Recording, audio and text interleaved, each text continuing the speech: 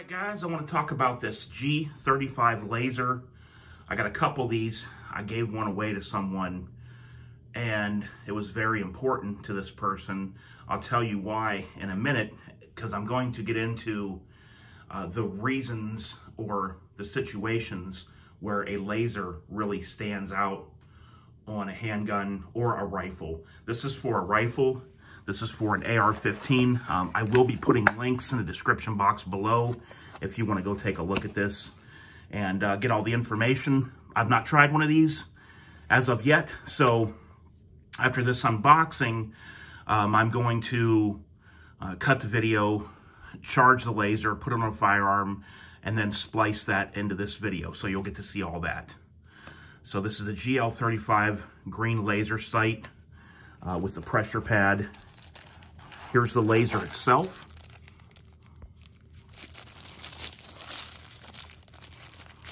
There's a couple different benefits to a laser on a rifle, even over a handgun. We'll talk about that here in a little bit. One thing I can tell you right off the bat is the knurling on here really feels purposeful and useful, and it feels really good. And you have the windage and elevation adjustment, very important. And what's nice is how they're big knobs right here, that you don't have to use a screwdriver or something. You can just use this on the fly.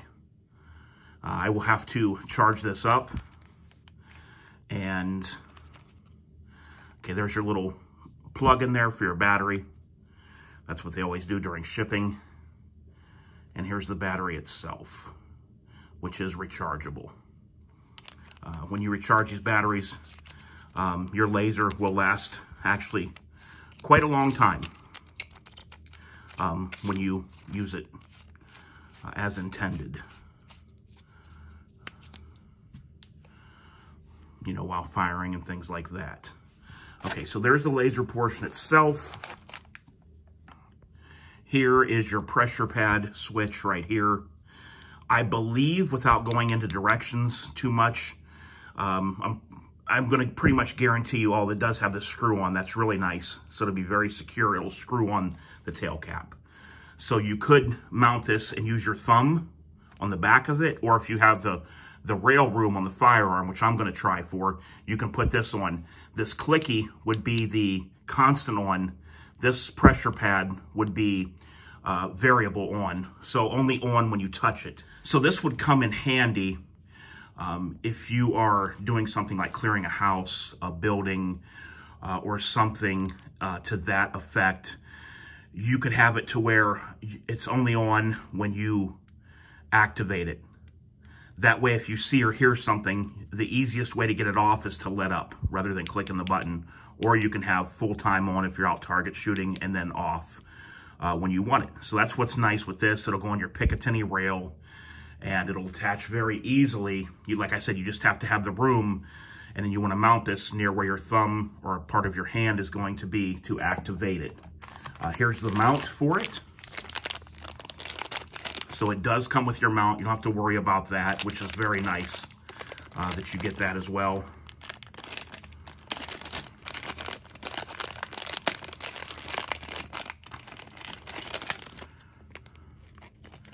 So you can have it offset like this, which is really nice. So it won't interfere with your sights or anything. It does come with an Allen key to tighten the screws down. But you can have it offset either right or left. You could even put it underneath on the bottom rail, right or left, however you'd like. So you do have options on how to mount this up. And this is what I'll be using to mount this. Not for sure yet. I shoot left, so this may be pointing off to the left for me with the pressure pad on the right. I'm not sure how I'm going to configure it yet until I get the firearm ready for this. So, you know, we'll look at that at a little bit of a later time. This is just a little Velcro strap, and I imagine what that's for is that would be for your wire here that will connect to it. Like I said, you could also put this on a rifle and use this button with your thumb to activate it while it's on the rifle. You know, you could have where your hand would be holding under the hand guard. My right hand would be up under the hand guard. You could have this off to the side and activate it with your thumb like that. So here is a rechargeable cord right there. And here is the charger for the battery. Now, I already have battery chargers and things. I really don't need this, but it does make it really nice that when you buy this, it comes with everything, including the battery charger and this. So I would imagine this would charge other batteries as well if you have them. So you're getting a battery charger with it. So what I'm gonna do now, guys, is I'm gonna go ahead and charge this up, and I'm going to mess with it for a while, put it on a firearm, and let you know what I think, and I'll be back with you shortly. All right, so there's kind of a representation of what the laser is going to look like when it's mounted.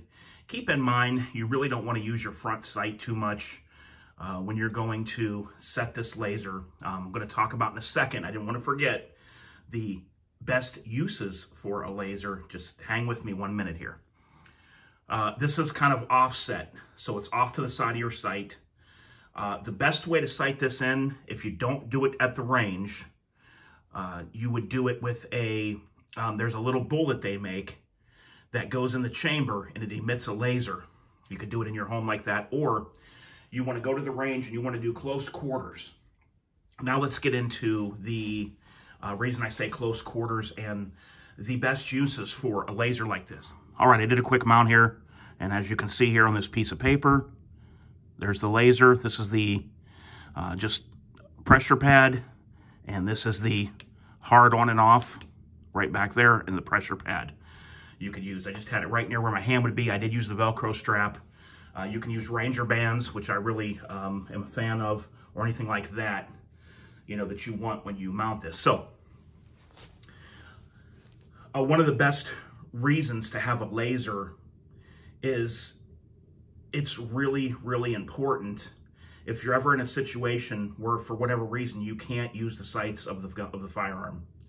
Now, on an AR-15, when you're sighting in and you're shooting out to 100, 200, 300 yards, in close quarters in your home, 10, 15, 20 foot, 30 foot, the dynamics from your sight offset is going to be different. Now, you can overcome that and you can compensate that. It's just that it's going to hit lower than where your sights are sitting. You know what I mean? So if you go up to a wall and you put your muzzle of this AR-15 against the wall, the sight is going to be up here and the muzzle is going to be that much lower, right? Well, what you would do in your home is you would set the laser for 15, 20, 25 feet, and the laser would be what you use in the home for close quarter usage if you need it for defense or whatever. Second big reason for a laser on a rifle is for somebody that is disabled, handicapped, or has an injury. Now, I just gave one of these to my brother-in-law. He was in a bad motorcycle accident. Really, really bad. I'm talking like life flighted away bad. And he had too many things to even list here of what was broken and damaged and hurt on him. And thankfully right now, thank God, he's in good spirits and he's actually finally home. But he's just not good condition right now as far as the way the body is. So I took him one of these lasers for his AR-15 and explained to him that you can hold this gun in your lap with the stock near your belly and use this in home defense if you need to. If somebody's going to break in your home, they know you can't fight. They know you're at a disadvantage. They want to get whatever they can get. They know you can't do anything to stop them. You can take this firearm, turn that laser on, and hold this gun down in your lap and use that laser as the aiming point, and you won't go shooting through your roof and your wall and anything like that.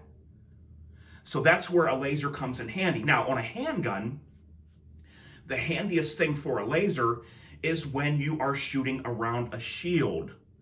Like particularly law enforcement, when they go at somebody with a shield, your hand is, the shield is going to be held here. I shoot left. Let's just say this is a mini shield here, okay, with a shroud like this, like a tombstone, and the handle's back here. I am going to be around the shield like this with the handgun. Now, while I'm holding the shield and looking through a window here, I can see where my laser's going, so I can still aim my handgun. Or if I was on the ground, if I was in a situation where I fell down or was on my side, I can use the laser quickly to get back on target rather than lining up 2 sets of sights while I'm on the floor. So that is just there's more reasons than that, but that's just some of the quick reasons there, quick explanations of where a laser comes in handy. You could literally hold this firearm at hip length through the home if somebody broke in, and you could have that laser on, and you could use that laser to use the firearm if you had to, without shouldering it. So there's a lot of different scenarios that you can use a laser for. I'm not one of those guys that goes in for the fact of people that think that a laser is going to scare somebody. Number one, sometimes when you put a laser dot on somebody, they don't even notice it. Now, if it's dark, they will, if it's dark enough. But a lot of times we see that in Hollywood movies, and just remember, Hollywood and movies don't equate real life. So if you put a laser on somebody's chest, that doesn't mean they're going to run away scared, just like racking a shotgun doesn't mean that somebody will run away scared. Now, are there hundreds of thousands of people that would run away scared if they heard a shotgun rack behind a door? Yeah, there are, and I'm probably one of them. But there's a lot of people that whatever they're intent on doing, they just don't care. So I'm not one that touts using a laser as being a quote, scare method. Now, I just thought of another point I don't want to skip over. Older people with aging or failing eyesight. That's a super good reason to have a laser on a handgun or a rifle, because you can use that in darkness, and you know that you won't injure an innocent person, or miss and it go into a house, or miss and go into a different room of the house or something if you're self-defense in the home. So aging eyes or failing eyesight is going to be one of the other #1 reasons to use a laser on a firearm, but they're definitely viable, and there's definitely a lot of different cases, scenarios, and usages for a laser. So I'll put a link, guys, down below to it that you can go over and look it up if you'd like. And here it is.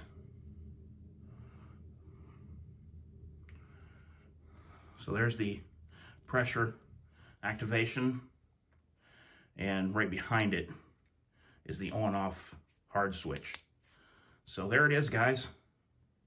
Let me know what you think.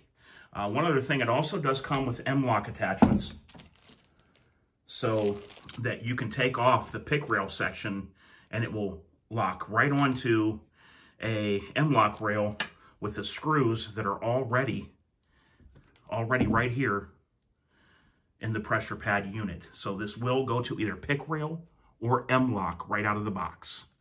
All right, guys, until next time. Hope you found this vid informative. Any questions, ask me below. This is DOF, and I'm out.